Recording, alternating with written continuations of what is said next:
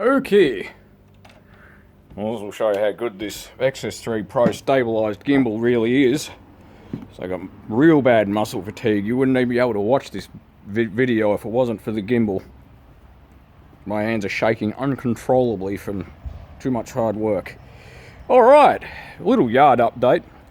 I'm about to take all this equipment out from under the table there. Actually got no mower parts on the table anymore. I just got to give it a clean. It's just dirt. And I'm still learning how to drive this gimbal. I've got a pile of scrap to go to the tip. A little on the fence about that little Toshiba air conditioner. The compressor gets really hot and it works properly, but it's hot. And I think it could be just a start run capacitor for the motor. So what have we been doing? We had a fella come in, you know, it was $100, but it's money well spent, and trimmed the tree there. So the tree basically was overhanging the roof of the shed, and the council are on me about the permit, so it's all been trimmed back. Not really totally trimmed back. The law is that you're allowed to trim back trees, but, you know, only level with the vertical axis of the fence, right? So, I mean, this probably should be trimmed back because it's rubbing against the fence. That's no good. So we've got that eucalyptus tree has been trimmed back. Well, that was way hanging over the fence before that, so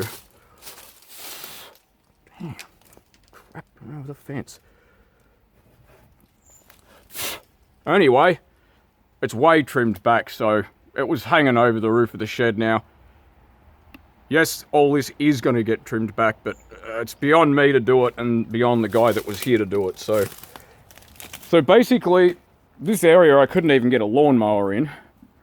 And as you can see, you know, at least you can sort of get to it now, right? I mean, the tree had a big, huge branch coming over. Doesn't look huge, but it was about, I don't know, 6 meters long. And that used to rub against the fence. And it's actually damaged the fence, as you can see, so that's why there's a pair of pliers on the fence holding it sort of together. I need another pair of something there too, because that's no good, I mean. So yeah, it's looking significantly better out here. The tree branches are basically gone already. They've been put through the mulcher. As you can see, it's with the exception of the mowers under the table. Anyway, they're going to be removed. The table's going to be picked up and moved, and we're going to get the 194 out and cut underneath the table. I mean, the table probably should be there or something. Oh, I like where it is, I mean. But if we look over here, the pile of, still learning how to drive this thing. The pile of mulch, it's really big. It's actually a big pile of mulch. So don't look at the video, doesn't do it justice, but yeah, you can sort of get a better idea. It's you know, just to give you guys an idea of how shit, I'm still learning how to drive this gimbal. Give you an idea. There's my hand for scale, and yeah, the pile is that high over my hand, so it's 500 easy, half a meter high at least. So, yeah, there's a bit more branches gone. The weeds here have all been sprayed, and they got trimmed and they've been sprayed. They've all been sprayed. Got a bunch of mowers and things to take to the tip. They're just later model Briggs & Stratton stuff. You know, these, that's not even a Stratton, but these later model Strattons, you know, they're what ruined Briggs & Stratton's reputation. Including these engines, it's crap. They're just not worth having. They're just junk. I was going to get this going and give it away, but it's a piece of crap, so yeah, maybe after lunch I'll give this table a clean off. And scores! Yep, scores!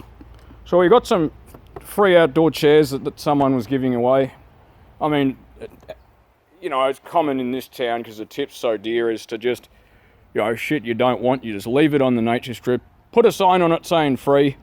So 3, you know, really quite sturdy chairs. You know, they're in good nick. One of them's cracked and not worth using because someone will fall through it. So this chair is, yeah, it's EOL'd, so yeah, I'll cut it up and put it in the recycling bin. It's polyethylene plastic, so you can recycle it. But we got 3 out of 4. That's 3 more than we had before. So we have chairs that sort of look like this, but yeah, they're all no good. I mean, you don't want to sit on a chair that looks like that. So all this stuff's going to the tip except the loppers, obviously, and the handsaw. Got to put them away too. It's just, all this stuff's just junk. I've got a bunch of these. I don't remember what size are these ballots. They're 150 watt metal halide. So these are metal halides. They're actually, they were out of a local pharmacy. They were throwing them out. So these put out a lot of light. So I've got, 2, 4. I got 6 or 8 lights, maybe 10 even.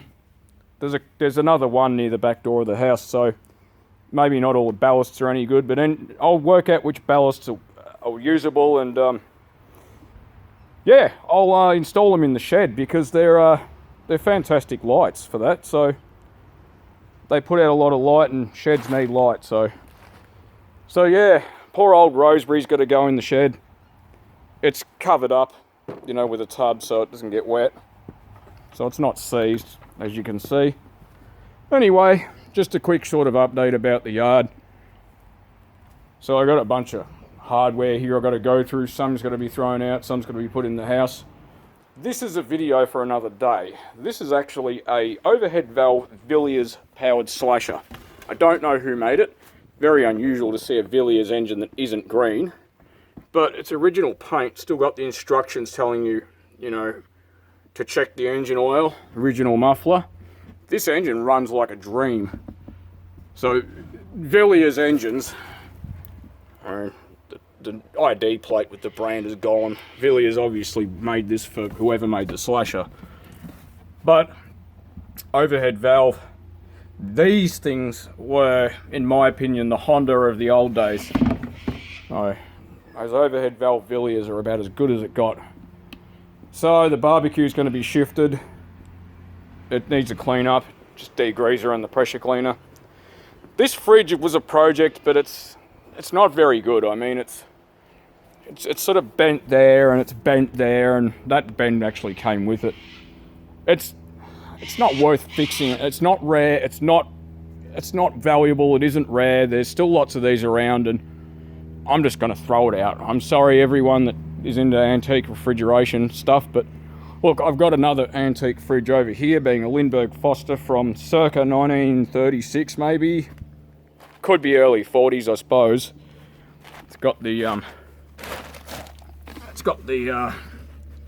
Kirby, what is it? I can't read it. K5 or K10 or something. Anyway, it does say it on there. Compressor runs, but it's got a refrigerant leak. This I'm actually going to, I'm going to modify it, because if you look, someone's scabbed on some crap hinges. And so this handle I'm going to get rid of, I'm going to fill in the holes, and this lends itself, I'm just going to get off the shelf commercial fridge hardware like you'd see on some fridges, anyway. They look antique. The hinge design never changed from the 1900s, pretty much. So this lends itself to that. I'm going to paint it white. This is the original colour. I mean, I know people don't like it when you modify stuff that's antique, but look at the colour. I mean, it's pretty damn awful. I've got the badge for this, which are rare as hen's teeth. In my opinion, it's probably the world's most boring looking fridge with the world's most beautiful badge. I haven't done a video on that badge for this fridge, but these were actually made where Bunnings in Cheltenham, Victoria is. So Victoria, Australia, so where Cheltenham is, the Lindbergh Foster factory was there. And this design was made in the 30s. Lindbergh Foster went out, well, they got taken over by someone in the early 1940s, I think, and they stopped making this design. So these were branded oh, I don't remember what it was. It was a department store in Melbourne that had them branded with, it might have been not New World, that's an American brand. I don't remember anyway. If you look up Lindbergh Foster fridge, it's not very hard to find more info. I mean, the trim paint's coming off pretty easily, so that'll clean up alright. The top's a bit dented. Top's not bolted on, it only sits there, which is a bit unusual. It's a timber frame fridge.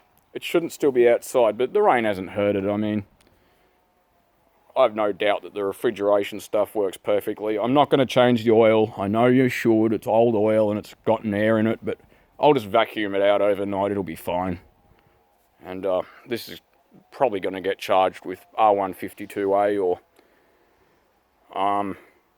I did consider an azeotropic hydrocarbon refrigerant blend, but yeah, I've been told that it tends to distill out into its constituents in this arrangement. I don't know if that's true. I haven't experimented, but it may be that I experiment with it's high chill -30. It's R600A blended with R290, so propane and isobutane. We'll see what happens. I mean, the fraction that's likely to come off first is going to be the R290. If that's the case, then I guess you'd get a much hotter than normal condenser and you'd get higher head pressure than normal, but it would be obvious anyway, I guess. So, yeah, and we'll see what happens. We'll see what happens. So, you got to expect the one with the lower boiling point to distill off first. But we'll see. I'll experiment. It's worth it. I know it's a flammable gas and people don't like flammable refrigerants, but this fridge is going to hold like, you know, a small deodorant can worth of gas. It's not going to hold a lot of gas. It does tell you on, oh, not on this particular fridge, but usually they have a nameplate telling you, well, how much gas they hold. Poor old twin cylinder peelers compressor sitting under that painting platform, which the painting platform's going to go to the tip as well. This was a very solid compressor. I've rebuilt an antique pressure relief valve because it's really nice quality. You can actually get a lock on it. You can set the pressure. So I've got this to blow off, you know, at the tank's rated pressure. So it is safe, but I'm going to turn the compressor on its side and get a hammer and give it a whack in a couple of places. I'm not going to hydrostatically test it. It's a waste of time for this application, and compressors blow up, but I've consulted a few people that really know what they're talking about, that work with compressors for a living, and they said that they're very unlikely to blow up from rust. And if a compressor tank blows up, it's more likely because someone's repaired it, or it's massively overpressurized. And yeah, I don't think it's going to happen, especially because this is an old-fashioned, really solid metal, so it's not going to blow up. I mean, people get scared with compressors because of the stored energy, but yeah, I don't think it's going to happen. I'm not going to name who the person was that I was speaking to about this, but he's a professional. He works with compressors for a living, huge industrial stuff, and yeah, he said if it gets a rust hole in it, it's just going to leak air. So, I mean, I've seen a video of some guy where his compressor blew up, but he even admitted that he welded a plate on the bottom. Well, it's a pressure vessel. You have to be certified. You have to know what you're doing. You don't repair pressure vessels. So, any words, bit of a rambling update. I'll probably label it that way. And we've got this callistemon. It's going to be 3 to 6 meters tall. Yeah, read the label with these damn things because you need it. So it's more than 1.5 meters. It's probably about 2 meters away from the fence. I know it's not going to get wide to the point where it'll hit the fence or be a nuisance hanging over the fence. Anyway, thanks for watching.